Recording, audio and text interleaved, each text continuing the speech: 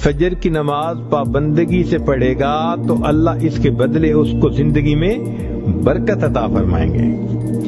जोहर की नमाज बाकायदगी से पढ़ेगा, चेहरे पर सुलहा का नूर अता फरमाएंगे। असर की नमाज पढ़ेगा, आमाल की तौफीक अता फरमा देंगे। मगरिब की नमाज पढ़ेगा, बाकायदगी से रिज़्क की लज्जत अता फरमाएंगे। और इशा की नमाज पढ़ेगा, अल्लाह ताला उसको लोगों के अंदर दुनिया और आखिरत में एतमाद अता फरमा देंगे।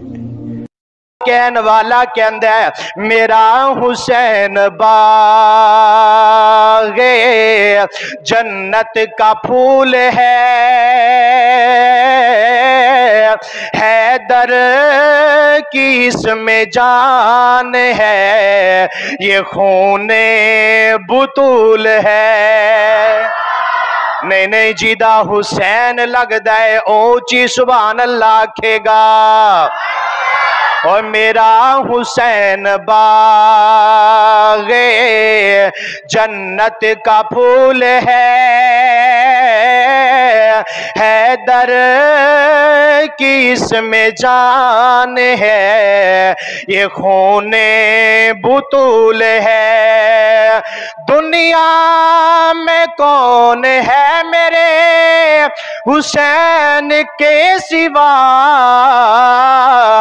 दुनिया में कौन है मेरे हुसैन के सिवा,